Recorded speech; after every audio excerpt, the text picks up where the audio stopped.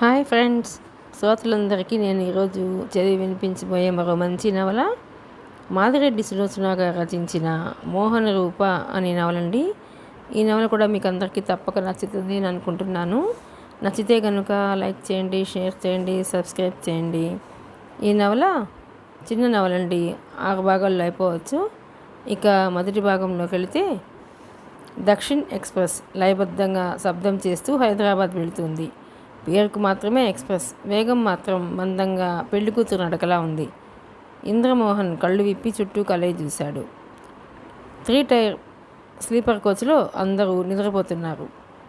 కొందరు ఖరీదైన పరుపులు పరుచుకుంటే, మరికొందరు దుప్పట్లు పరుచుకుని చేతి సంచో, తోలుపెట్టో, చెయ్యో తల కింద పెట్టుకుని నిద్రపోతున్నారు. 3వ అంతస్తులో పడుకున్నాడు. ఇంద్రమోహన్కి క్రింద సీటే దొరికింది.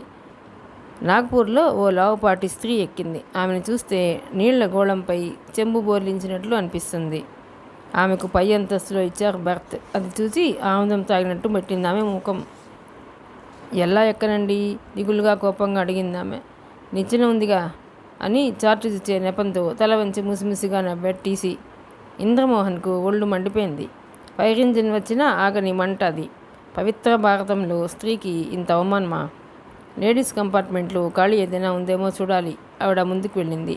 ఆమె నడుస్తుంటే డ్రిల్ చేస్తుండగా నడుము అటు ఇటు వచ్చినట్టు లయబద్ధంగా వంచి ఆయాసపడుతూ ముందుకు సాగింది. ఇంద్రమోహన్ గుండెల నిండా కొండంత జాలి చోటు చేసుకుంది. జాలి కరిగి వరదలైంది. అది అన్యాయం సార్ అన్నాడు పదునుగా. నేను టీసీని కావటమా లేక ఇక్కడ కూర్చోవటం అన్యాయమా? కాస్త వెటకారంగా, కాస్త నవ్వులాటగా అడిగాడు టీసీ. ఆమె అలా అవమానించడం. ఆమె నీకేమవుతుంది? ఏట్లో ఎదురవుతుంది, కాట్లో దెయ్యమవుతుంది అనబోయి ఆగాడు. అత్త అమ్మ కాదు కానీ ఆంటీ అవుద్ది అన్నాడు కాస్త చురుకుగా. అంతే కదా, మా పాలిట ఆదిశక్తి. ఆవిడకు పై సీటు ఆలోచించే ఇచ్చాము. ఏం ఆలోచించి ఇచ్చారండి? ఇంద్రమోహన్ ఏదో అనబోయాడు. విశ్వం అతని భుజం పట్టి కుదిపాడు. అంత జాలిగుండే గాలికి ఎగురనీయకు. నీది క్రింది బెర్త్ కదా, ఇవ్వకూడదు. అది పాయింటే అనుకున్నాడు ఇంద్రమోహన్. ఈలోగా ఆవిడ రానే వచ్చింది. ఆంటీ, ఈ సీటు మీరు తీసుకోండి, నేను పైకి వెళ్ళిపోతాను. ఆవిడ ముఖం చిట్లించింది. ఆంటీ లేదు, సొంటి లేదు. నా పేరు మిస్ గంగా అని ఉరిమి చూసింది. అందరూ ఉలిక్కిపడ్డారు. ఇంకా ఆవిడకు సీట్ ఆఫర్ చేస్తావా? గుసగుసగా అడిగాడు విశ్వం. అన్నమాట తప్పడి హరిశ్చంద్ర వారసుడైన ఇంద్రమోహన్. అది కాదురా, ఆమె ఒళ్ళును చూస్తే జాలి వేయటం లేదు అన్నాడు. మిస్ గంగా క్రింది బర్త్ ఆక్రమించుకుంది. 5 నిమిషాలకోసారి లేస్తుంది. కంపార్ట్మెంట్ అంతా కలిగి తిరుగుతుంది. రాజకీయాలు మాట్లాడుతుంది. అబ్బాయి, స్టేషన్ రాగానే పళ్ళు తెచ్చిపెట్టు.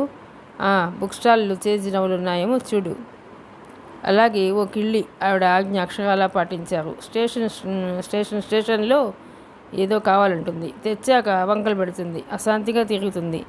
గిల్లి కయ్యాలంటారే అలా చేస్తుంది. టీసీ ఇంద్రమోహన్ వంక చూచి ముసిముసిగా నవ్వాడు. ఒంటికి రాసుకున్నట్టు అయింది. మామూలు ఒంటికి కాదు, గాయమైన చోట రాసుకున్నట్టుంది. ఆంటీ, సారీ మిస్ గంగా, మీరు పై బెర్త్కు వెళ్ళిపోండి, నేను పడుకుంటాను అన్నాడు. నాకు ఇస్తానన్నావుగా, మాట తప్పుతావా? వాళ్ళే తప్పుతున్నారు మాట. ఆ దెబ్బతో మిస్ గంగా హాయిగా ముడుచుకొని తన సీటు మీద పడుకుంది. ఏ ఊరు అబ్బాయి మనది? హైదరాబాద్ దగ్గర పల్లెటూరండి అన్నాడు. పోనీ కదా అని. ఎక్కడికి వెళతావు? నేను, నా స్నేహితులు విశ్వం, సుధీర్, చక్రం, పాషా, శాంసన్ బిఎస్సీలు పాస్ అయిన సందర్భంగా ఢిల్లీ, ఆగ్రా చూడాలని బయలుదేరాం. శాంసన్ మాత్రం భోపాల్లో ఆనర్స్ చదువుతున్నాడు. ఇంద్రమోహన్ పరిచయం చేశాడు. ఇంకా ఏమైనా వివరాలు కావాలండి? చక్రం అడిగాడు. ఎదుటి సీటుపై నుండి ఆమె మాట్లాడలేదు. మళ్ళీ నోరు విప్పితే పైకి వెళ్ళమంటారో ఏమో అన్నట్టుగా ఆమె ముడుచుకుని పడుకుంది. అందరూ నిశ్చింతగా నిద్రపోయారు. తను ఎలా నిద్రపోగలడు?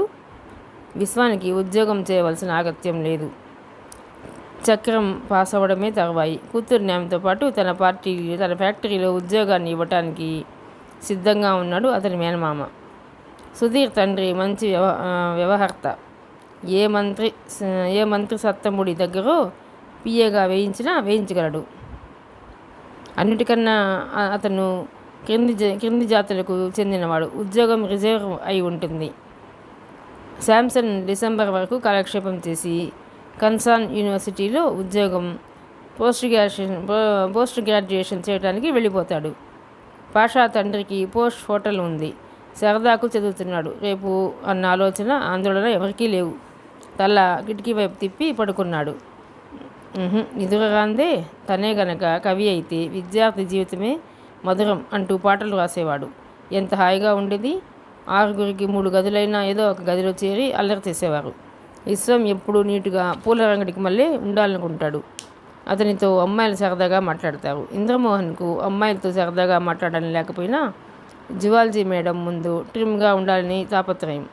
తను ఏనాటికైనా ఉపాధ్యాయుడే అయితే ఆమె పాఠం చెప్పాలని కలలు కనేవాడు. ఒకసారి ఆమె స్పెషల్ క్లాసులు తీస్తానని అన్నది. తన పెట్టె అంతా వెతికాడు. ఒక్క షర్టు ఉతికింది లేదు. విశ్వం మంచం మీద అప్పుడే ఫ్యాషన్స్ నుండి వచ్చిన గంధం రంగు గళ్ళ చొక్కా కనిపించింది. అది వేసుకున్నాడు. టీవీగా క్లాస్కు వెళ్ళాడు. మేడం తబిత చెప్పిన పాఠం విన్నాడు. ఆమె విసిరిన చిరునవ్వు స్వీకరించాడు. గాలి కన్నా పిల్లదాని కన్నా పదాభి రానా అని కొనుక్కుంటూ హుషారుగా గదికి వచ్చాడు. ఇక్కడే పెట్టుకున్నాను. ఎలా మాయమైందో అర్థం కావటం లేదు. అప్పుడే 3 అయింది. శ్రీలతకు మ్యాట్ని ప్రామిస్ చేశాను. విశ్వం ఏడవలేక వస్తున్నాడు. శ్రీలతకు సినిమా ప్రామిస్ చేశావు.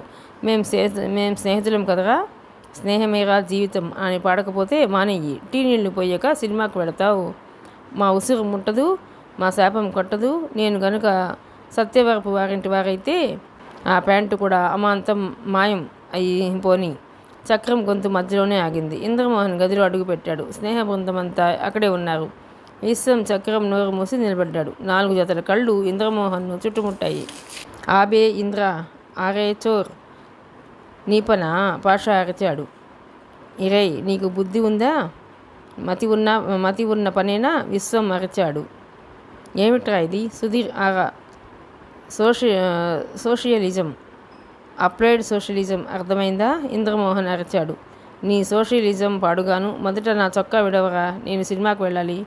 అది గర్ల్ ఫ్రెండ్తో. చక్రం అందుకున్నాడు. నువ్వు ముందు నోరు ముయ్యి. ఇంపరేటివ్ సెంటెన్స్ కొంప ముంచుతుంది.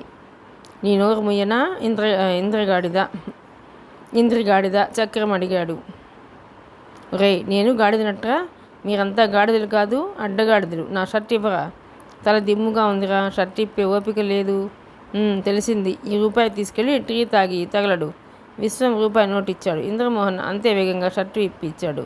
ఆ షర్టు చుడుకుంటూ పరిగెత్తుకెళ్ళాడు విశ్వం. ఇంద్రమోహన్ చేతిలోని రూపాయి లాక్కుని పాషా ఇంటికి వెళ్ళాడు. ఒరే, టీ త్రాగాలని ఎవరికైనా ఉంటే త్వరగా క్యాంటీన్కి రండిరా అని అరిచాడు చక్రం. ఒరే, అన్యాయం కాదు ఇంద్ర, సోషలిజం, సుధీర్ వెక్కిరించాడు. 4 వెళ్ళి క్యాంటీన్లో టీ త్రాగారు. ఆ అరకప్పు టీ అమృతం కన్నా మిన్న. ఆ రోజులు మళ్ళీ రమ్మని ఆహ్వానించినా రావేమో. ఇంద్ర, వచ్చేది ఏ స్టేషన్ రా? ఆవులిస్తూ అడిగాడు విశ్వం. కాజీపేట కాబోలు. ఒరై, సికింద్రాబాద్ వచ్చే ముందు లేపయ్యరా. సామాన్లు నేను కడతాను కానీ హాయిగా పడుకో. అవును, అందరం ఎక్కడికో వెళ్ళాలన్నావు. రేపటి వరకు ఆగరాదు. ఏమిట్రా గుసగుసల్? ఈ ఇంద్రగాడికి నిద్ర రాదు. మధ్య సీటు నుండి అరిచాడు పాషా. ఒరే పాషా, బండెక్కినప్పటి నుండి 1 నిమిషం కూర్చున్నావట్రా? ముసలిపీనుగా అరిచాడు. ఇదిగో బాయ్స్, ఎక్కువ మాట్లాడారంటే న్యూసెన్స్ కేసు పెట్టాల్సి వస్తుంది. మిస్ గంగ ఆవులిస్తూ అన్నది. మాట్లాడక ముసుగుతున్నారు. 5 నిమిషాల తర్వాత విశ్వం గుర్రు వినిపించింది. అదృష్టవంతుడు అనుకున్నాడు. ఇంద్రమోహన్ను వెలివేసి వెళ్ళిపోయింది నిదురాదేవి. అతని కళ్ళ ముందు ఎర్రకోట సుందరి ప్రత్యక్షమై మాయమైంది. తను పాలరాతి వస్తువులు, పట్టుబట్టలు కొనలేడు.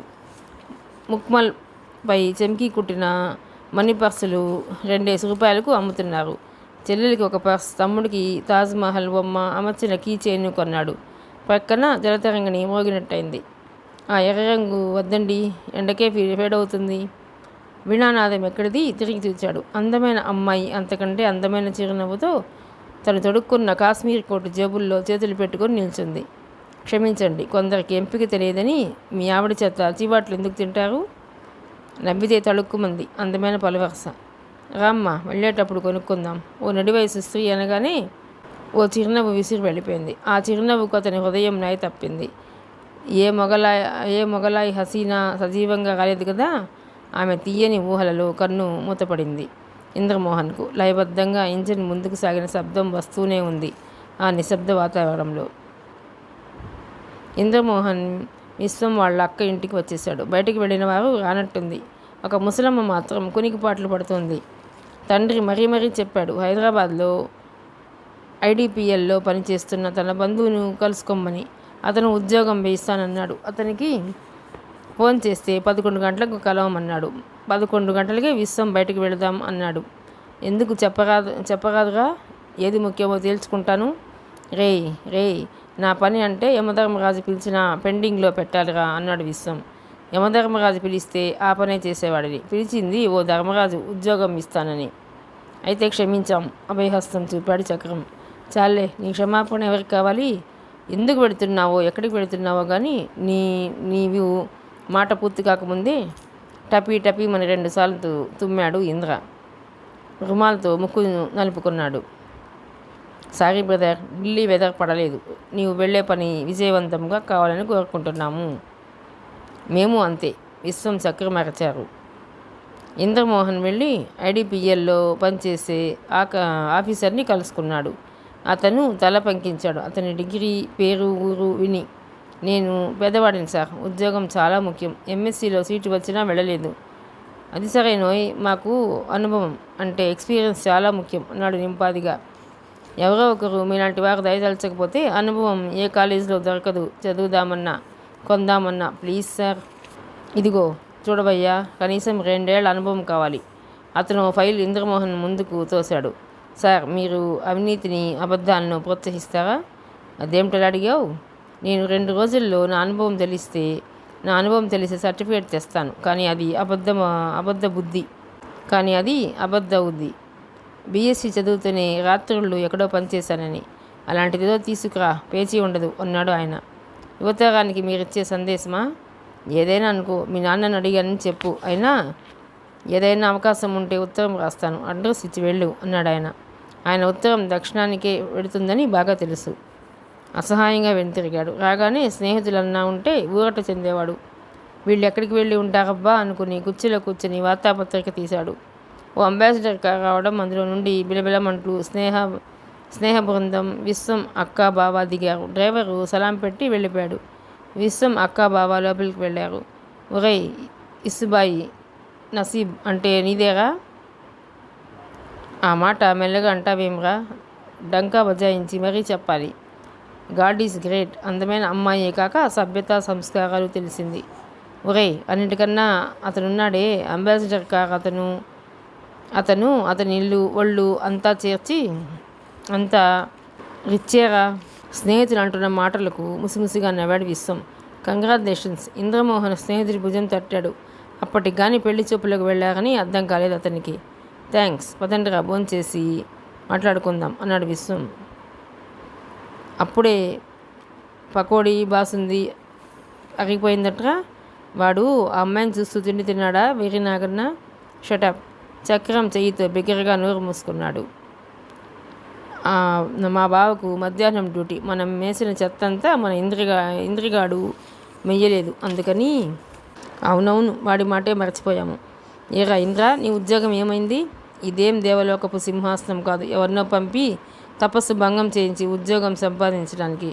అనుభవం కావాలటరా? అనుభవం అయితే ఓ పని చెయ్యి, ఓ గది అద్దెకు తీసుకో, ఓ ట్యుటోరియల్ కాలేజీ పెట్టి అనుభవం నేర్పుతాం అని ప్రకటించు పేపర్లో. నిజమేనా? డాక్టర్కి అయితే 1000, ఇంజనీర్కి అయితే 500, మరి ఇతరత్ర ఉద్యోగాలకు 300-200.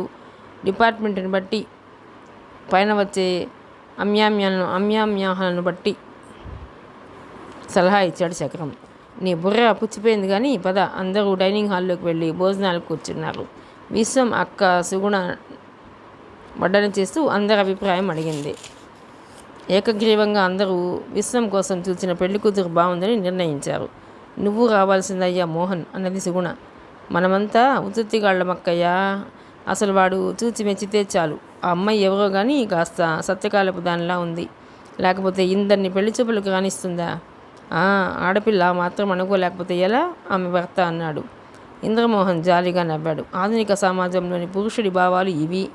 ఆధునికత వేషభాషల్లోనే కానీ భావాలలో, ఆచారంలో కాదన్నమాట. భోజనాలు అయ్యాక అందరూ కార్డ్స్ ముందేసుకుని కూర్చున్నారు గదిలో. ఓరి విశ్వం, నీకు ఇష్టమైన జోకర్ రాణి రాణి అరిచాడు చక్రం. వాడి మనసు అసలు రాణిని వెతుక్కుంటూ పోయింది. సుధీర్ నవ్వాడు. విశ్వం మాత్రం సీరియస్గా ఆలోచిస్తున్నాడు. ఏమిట్రా ఈ మౌన గంభీర ముద్ర? నీ రాణి పేరు? ఇంద్రమోహన్ అడిగాడు. నాకు చిన్న సందేహం వచ్చిందిరా, మీరు జాగ్రత్తగా విని మీ అభిప్రాయాలు చెప్పాలి. మరి ఆగాగు, జాగ్రత్తగా వినమన్నావు. చక్రం మఠం వేసుకుని చెవుల మీది జులపాలు ప్రక్కకు నెట్టుకుని కూర్చున్నాడు. అది కాదురా, అమ్మాయిని చూడకపోవడం ఒక మోస్తరుగా ఉందేమో. డాక్టరీ చదివిన బిఏ గాడికి ఇస్తున్నారనిపించింది అన్నాడు విశ్వం. ఏమిటి, అమ్మాయి డాక్టరా? ఇంద్రమోహన్ గుడ్లు తీశాడు. కాదు, యాక్టరు. వినరా వాడి సందేహం ఏమిటో. ఇంద్ర, అమ్మాయి డాక్టరు. వాళ్ళ తాతయ్య కోరిక ప్రకారం నాగార్జున సాగర్లో ప్రాక్టీస్ పెట్టింది. మరి నీకొచ్చిన సందేహం ఏమిటో. నెంబర్ 1, మనము బిఎస్సీలు పాస్ అయ్యేసరికే 24 సంవత్సరాలు మన వయసు. ఆమె 22 అంటే నమ్మమంటావా? అవును రోయ్, అది పాయింటే. చక్రం వంతపడ్డాడు. నోరు ముయ్యి శకున పక్షి. విస్సి, నువ్వు ఇంటర్లో 2 ఏళ్ళు పల్టీలు కొట్టావు. మరో ఏడాది చదువునని మొరాయించావు. నా ఆర్థిక పరిస్థితి బాగాలేక చదవలేదు. ఆ అమ్మాయికి అవకాశం ఉండి చక్కగా చదివి ఉంటుంది. మరీ 22 ఏళ్లకు ఎంబీబీఎస్ అంటే నేను నమ్మను. పోనీ మరో 2 ఏళ్ళు వేసుకో, వచ్చిన నష్టం ఏముంది? చికాగ్గా అన్నాడు ఇంద్రమోహన్. అదే అమ్మాయి నాకంటే పెద్దది. అయితే ఆ అమ్మాయి డాక్టర్ కాబట్టి వయసు అంచనా వేస్తున్నావు. ఎందరో ఊళ్ళల్లో 25 ఏళ్ల పడుచులున్నారు. మన ఇంద్రుడి సలహా మేరకు వయసు ప్రశ్న తీసివేస్తున్నాను. ఇక రెండో సమస్య, అందమైనది, ఆస్తిపరురాలు, ఇంజనీర్ గారి ఏకైక పుత్రిక, ఏ ఫారిన్ రిటర్న్కో ఇవ్వక మామూలు గ్రాడ్యుయేట్ అయినా, అందులో ఒక్కొక్క క్లాస్లో 2 ఏళ్ళు పల్టీలు కొట్టిన. చిన్న సవరణ. చక్రం నవ్వాడు. ఏదోలే, మామూలు గ్రాడ్యుయేట్ అయినవి నాకు ఇస్తున్నారంటే ఆలోచింప తగినదిగా అనిపించడం లేదు. అవుననుకో, ఆ అమ్మాయి ఆదర్శవాది కాబోలు అన్నాడు సుధీర్. అది కాదురా, ఒకే ప్రొఫెషన్లో ఉండేవారంటే బోర్ అనుకుని ఉంటుంది. అదిగాక ఒక చదువు మినహాయిస్తే నువ్వు ఐశ్వర్యవంతుడివే అన్నాడు శాంసన్. అది కాదురా, మీది తెలుగు రచయిత్రులు కొందరు రాస్తారుగా, ఒకప్పుడు బాగా బిఏ ఎంఏ చదివిన మగాడు చదువు లేని ఆడపిల్లని చేసుకోలేదా అని. చదువుకున్న ఆడపిల్ల చదువు తక్కువ వాడిని చేసుకుంటే ఏమని ఆ రచనను చదివి మనసు మార్చుకుందేమో. భాషను కూని చెయ్యకురా బాబు. ఈ పిచ్చి ఆలోచనలు, తిక్క సందేహాలు పెట్టుకోకు. కాలం మారుతుంది, ఆడపిల్లల ఆలోచనలు మారుతున్నాయి. నీ స్థాయి డిగ్రీలతో కొలవాలని ఎక్కడుంది? ఆమె గుణగుణాలు నచ్చితే హాయిగా వివాహం చేసుకో, ఇంద్రమోహన్ అన్నాడు. నాలుక గీసుకో అన్నంత తేలిగ్గా చెప్పాడురా మగాడు. చక్రం అరిచాడు. వాడన్న దాంట్లో పొరపాటు ఏముంది? చెప్పాలా? మన వేషభాషలు మారుతాయి కానీ మన భావాలు మారవు. ఎట్టి పరిస్థితుల్లో మన తెలుగు అమ్మాయి తనకన్నా అన్ని విధాల అధికుడైన భర్తను కోరుకుంటుందని బల్ల గుద్ది మరీ చెప్పగలను. ఈ బల్ల మనది కాదు. నువ్వు బల్ల గుద్ది చెప్పకపోయినా నీ కంఠంలో మైకుంది కానీ విషయం ఏమిటో సెలవి. ఇంద్రమోహన్ చక్రం చెయ్యి పట్టుకున్నాడు. నెంబర్ 1, ఆ అమ్మాయికి తనకన్నా తక్కువ చదివిన వాడైతే తన మాట వింటాడని ఒక దురభిప్రాయం ఉండవచ్చు. నెంబర్ 2, నాకు ఎక్కువ చదివిన అమ్మాయిల శీలం పట్ల సదభిప్రాయం లేదు. షటప్ దొంగ విధవ. మనకు అక్కా చెల్లెళ్ళు ఉన్నారా? ఉంటే అందున డాక్టర్ కోర్స్ చదివిన అమ్మాయిని అసలు నమ్మడానికి వీల్లేదు. నో ఇంకేదో అనబోయాడు. మళ్ళీ ఇలాంటి కబుర్లు చెబితే నోటికి కుట్లు వేస్తాను. శకున పక్షి.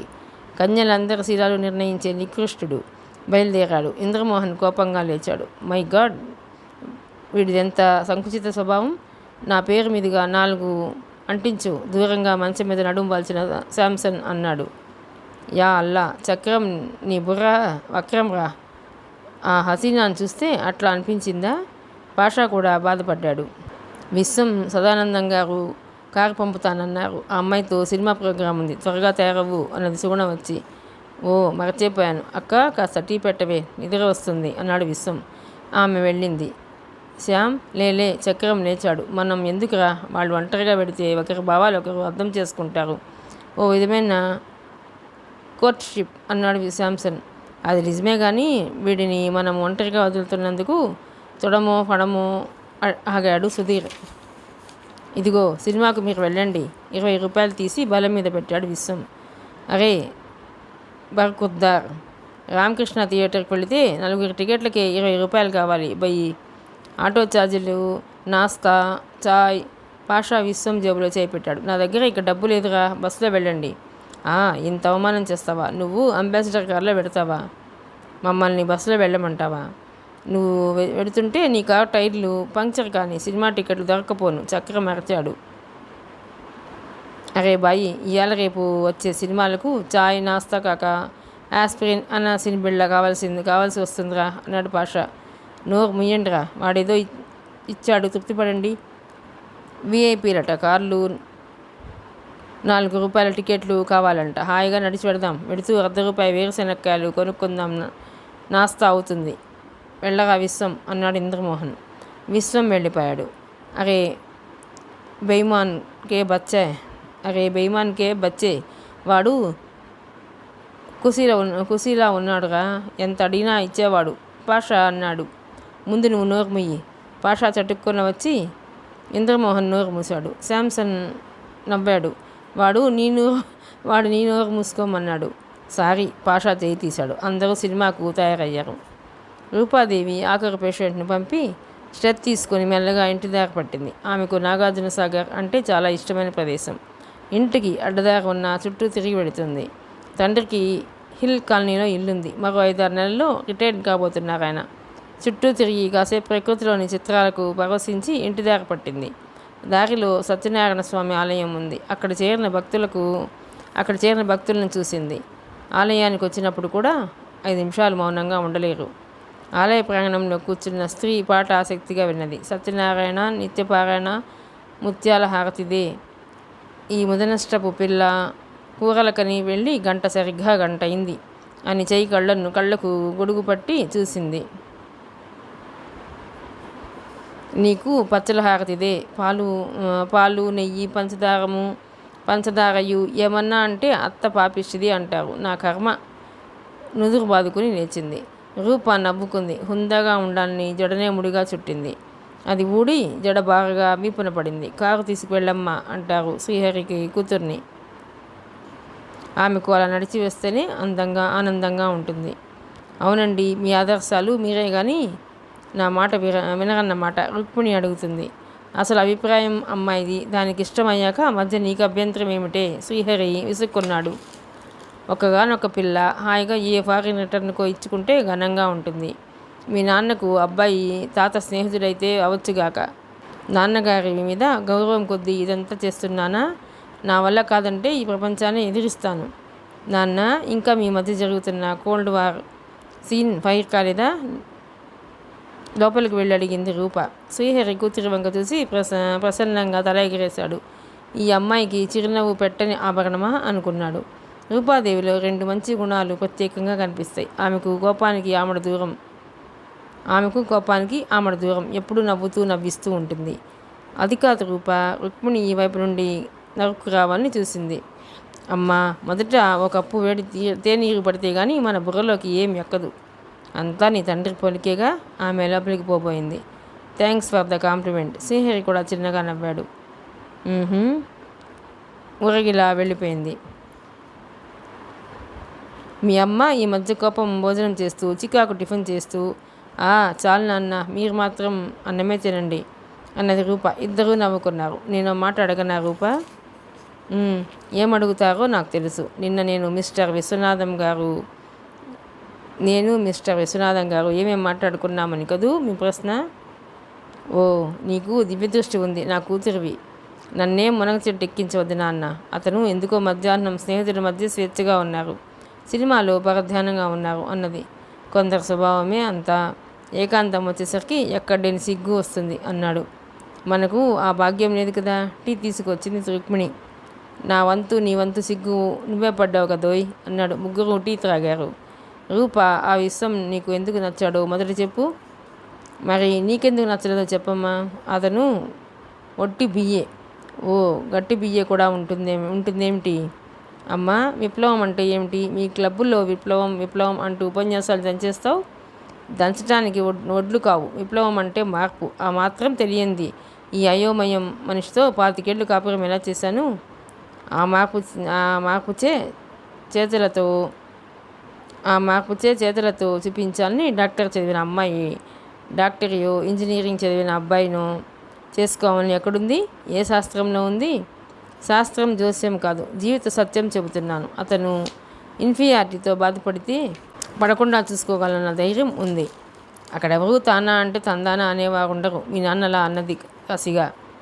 అలాంటప్పుడు అమ్మాయి సారెలో నన్ను ఇచ్చేయి అన్నాడు శ్రీహరి. మీకంతా హాస్యమే, రుసరుసలాడింది రుక్మిణి. అమ్మ, ఇద్దరం ఒకే రకమైన వృత్తిలో ఉన్నవాళ్ళైతే మా జీవితం వైవిధ్యం లేక బోరుగా ఉంటుంది. నేను అన్నీ ఆలోచించే ఈ నిర్ణయానికి వచ్చాను. రూప లేచి గదిలోకి వెళ్ళింది. ఆమె ఆసుపత్రి నుండి రాగానే స్నానం చేసి బట్టలు మార్చుకుంటుంది. ఆమె బాత్రూంలోకి వెళ్ళింది. రుక్కు ఒంటరిగా ఉంటే ఈ రుక్కే దిక్కు, అది అన్నదల్లా అంగీకరిస్తారు. అతను లేచి వచ్చి ఆమె భుజాల మీద చేతులు వేశాడు. సూటిగా ఆమె కళ్ళలోకి చూచాడు. రుక్కు, నేను తీసుకున్న నిర్ణయాలు అసమంజసంగా ఉండి బాధ కలిగించాయా చెప్పు. ఆమె జవాబు చెప్పలేనట్టు అతని భుజంపై తలవాల్చింది. నా బాధ మీకు అర్థం కాదండి. డబ్బు హోదా ఉన్నంత మాత్రాన సరిపెట్టుకోలేకపోతున్నాను. మీ పట్టుదల ఏమిటో అర్థం కాదు. మీ అల్లుడు ఏం చేస్తాడని అడుగుతారు కానీ ఎంత డబ్బు ఉందని అడగరు కదా. ఆ పిచ్చి ఊహలన్నీ మానేయి. అనుకున్నది ఒక అమ్మాయి. నాన్నకు నేను ఒక్కడిని, అది కళ్ళ ముందుండాలని కోరుకుంటూ ఈ సంబంధం సూచించాను. రూపకు నచ్చకపోతే వదిలేసేవాడిని. అది ఆదర్శం దృష్ట్యా చూస్తుందేమో కానీ రేపు వచ్చే కష్ట నష్టాలు చూడటం లేదు. అన్నీ అవే సర్దుకుంటాయి. వాళ్ళిద్దరికీ ఢిల్లీలోనే పరిచయం చేద్దాం అనుకున్నాను. కానీ అతను స్నేహితులతో వచ్చాడు. ఏది జరిగినా మన మంచిగా అన్నట్టు కార్తీకం వరకు ముహూర్తాలు లేవట. వారు ఒకరిని ఒకరు బాగా అర్థం చేసుకుంటారు. మనం అర్థం చేసుకున్నామా? హాయిగా లేము. ఇంతసేపటికి మనం హాయిగా గడిపామని అంగీకరిస్తున్నావు. థ్యాంక్స్ అన్నాడు ఆమె దూరంగా జరుపుతూ. కబుర్లు. ఆ వంట ఆవిడేదో తగిలేస్తోంది వాసన. ఆమె భర్త చేతులు ముదువుగా నెట్టి వెళ్ళిపోయింది. శ్రీహరి కూతురు గదిలోకి వెళ్ళి మౌనంగా బయటికి చూస్తుండటం గమనించి వెళ్ళిపోయాడు. రూపాదేవి ఆలోచనలు ఎటో వెడుతున్నాయి. జీవితంలో జరిగిన కొన్ని అపురూపమైన సంగతులు నీడల్లా వెంటాడుతుంటాయి. బయటికి చూసింది. సంధ్యాదేవి కూడా చీకటి మాటకు తప్పుకుంటున్నది. పక్షుల కిలకిలలు వినిపించాయి. ఆమెకు తాజ్మహల్ సందర్శనం ఒక మధురానుభూతి. షాజహాన్ అంతా పిచ్చి ప్రేమికులు ఉంటారా? సమాధి కట్టి చరిత్రలో అమరుడయ్యాడు. విశ్వం గుర్తుకు వచ్చాడు. ప్రేమ అర్థం చేసుకోవటం అంటే అట్టే నమ్మకం లేదు రూపకు. ఈ మారుతున్న సాంఘిక పరిస్థితులు నిలకడ లేకుండా చేస్తాయి మనిషిని. కోర్టుషిప్ అంటూ సంవత్సరాల తరబడి తిరిగి చేసుకున్న వివాహాలు సఫలమవుతున్నాయా? ఒకరి బలహీనతలు ఒకరు క్షమించే గుణం ఉంటే నెట్టుకుపోవచ్చేమో. మెడికల్ కాలేజీ హాస్టల్లో ఉండగా క్లాస్మేట్ సుధా దూకుడు భరించింది. అందరూ తనను కవ్వించేవారు. తను నవ్వి ఊరుకునేది. సుధకు ప్రేమించే వ్యక్తుల సహచర్యం లేదు. మాకుటి తల్లి, బాధ్యతగా చూచే తండ్రి అడిగినంత డబ్బు పంపేవారు. తనను లేపక ఎవరి మానాన వారు లేచి చదువుకుంటే అప్పుడు దెబ్బలాటే. పరీక్షలు దగ్గరికి వస్తున్నాయి. లేపితే మీ సొమ్ము ఏం పోయింది? నేను చదివి ఫస్ట్ వస్తానని మీ ఏడ్పు అనేది. పాపమని రెండవ రోజు పని కట్టుకుని లేపితే గయ్యమనేది. మీకు బుర్రందా? నేను ఏదైనా సహిస్తాను కానీ నిద్రపాడైతే సహించను. ఆ రోజంతా చిందులు వేసేది. ఆమె తోటి సహచర్యం నిప్పుల మీద నడక అన్నారు అందరూ. ఆమె రూమ్ నుండి అంతా మారారు. రూపాదేవి తప్ప సుధ చిటపటల వెనుక ఉన్న ఆంతర్యం గ్రహించేది. జాలిగా నవ్వేది. దానికి సుధకు కోపమే రూపని కవ్వించేది. తప్పు చేసిన వాళ్ళు నంగనాచుల్లా పడి ఉంటారు. నేను ఫ్రాంక్ నబ్బా, ఏమన్నా ముఖాన్ని అనేస్తాను. చాటుమాటు వ్యవహారాలు నాకు తెలియవు అనేది. మళ్ళీ అన్ని చాటుమాటు వ్యవహారాలే. తను బ్రాహ్మిన్, మాంసాహారం తీసుకునేది. నాకు ఇష్టం తీసుకుంటాను అనే ధైర్యం లేదు. చిచి, వెధవ ఫాతిమా అలవాటు చేసింది అనేది. ఆమె చిన్నపిల్లల తత్వం చూసి నవ్వుకునేది రూపాదేవి. ఆమె, ఈమె, అతడు, ఇతడు అన్న సంబోధన చాలా దూరంలో ఉండేది. వాడు, వీడు, అది, ఇది అనేది. కొందరు ఆమెను మోసగించడానికి స్నేహం చేస్తారు. మరి అంతేవాసి అయిన రూప ఎందుకు సహిస్తుందన్నది అందరికీ ప్రశ్నగానే మిగిలిపోయింది. కొందరు దూకుడుగా రూపాదేవిని ఆ మాట అడిగేవారు. సుధను సానుభూతితో అర్థం చేసుకుంటారా అనేది. మీతో దెబ్బలాడితే నా మనసులోని బాధ వెల్లడించుకోవటానికి నాకు అత్యంత ఆప్తురాలు అమ్మ ఉంది. తను ఒంటరిది. అలా సుధతో 5 ఏళ్ళు నెట్టుకు వచ్చింది. దానివల్ల నష్టపోయిందేం లేదు. రూపాదేవి ఆలోచనలు మళ్ళీ వర్తమానం వైపు వచ్చేసాయి. కథల్లో చదివినట్టు ముగ్ధ మనోహరంగా నవ్వలేదు అతను. సినిమాల్లో చూసినట్టు చేతులు చాపలేదు విశ్వం. మీరు వచ్చి చాలాసేపు అయిందా అన్నాడు వస్తూనే. అరగంట అయిందేమో అన్నది చిన్నగా నవ్వి. డ్రైవర్ టికెట్లు తెచ్చాడు. దినోత్సవం చేసుకుని ఇంకా ఆడుతున్న సినిమా జనం అట్టే లేదు. ఇద్దరు ఒక మూలకు వెళ్ళి కూర్చున్నారు. మీకు ఏ సినిమాలంటే ఇష్టం మెల్లగా అడిగాడు. ప్రత్యేకంగా ఫలానా అని లేదు, ఎంటర్టైన్మెంట్ ఉన్నవి ఇష్టపడతాను. దుఃఖపూరితమైనవి అంటే భయం. మన సినిమాల్లో 190 దుఃఖపూరితాలే, మళ్ళీ దుఃఖాంతాలు కావు. ప్రాణం పోతున్న సమయంలో ఎవరో ఒకరు పాట పాడి ప్రాణం నిలుపుతారు. అందుకే ప్రతి ఆసుపత్రి దగ్గర ఓ ఆలయం ఉండాలంటాను. ఆఖరు రిసార్ట్గా ఏడుస్తూ ఓ పాట పాడితే రోగి లేస్తాడేమో. రూపాదేవి కిలకిలా నవ్వింది. నాకు హింట్ ఇస్తున్నారా ఏం? ఈ మధ్య ఓ హిందీ సినిమా చూసి నేను అలాగే అనుకున్నాను. కొంతలో కొంత ఇంగ్లీష్ సినిమాలు నయం, టెక్నికల్గా ఇంప్రూవ్ అయ్యాయేమో కానీ కొన్నింటిలో మన వాళ్ళ చాదస్తం అక్కడ ఉంటుంది. న్యూస్ రీల్ ప్రారంభమైంది. సీరియస్గా సినిమా చూడటం మొదలుపెట్టాడు. మీరు ఆటలు ఆడతారా మెల్లగా అడిగింది. అతను వినిపించుకున్నట్టు లేదు. మరోసారి ప్రయత్నం చేసి తను సినిమా చూడటంలో నిమగ్నురాలైంది. మధ్యాంతరంలో లేచాడు. టీ తాగుతారా అన్నది. అతను టీ తెచ్చేసరికి సినిమా మొదలైంది. 1-2 సార్లు ఆమె తిరిగి చూసేసరికి తన వైపే చూస్తున్న అతను ముఖం తిప్పుకున్నాడు. అదొక అద్భుతమైన అనుభవంలా, మధురానుభూతిగా మిగలలేదు ఎందుకో. మిగతా కథ 2వ భాగంలోనండి.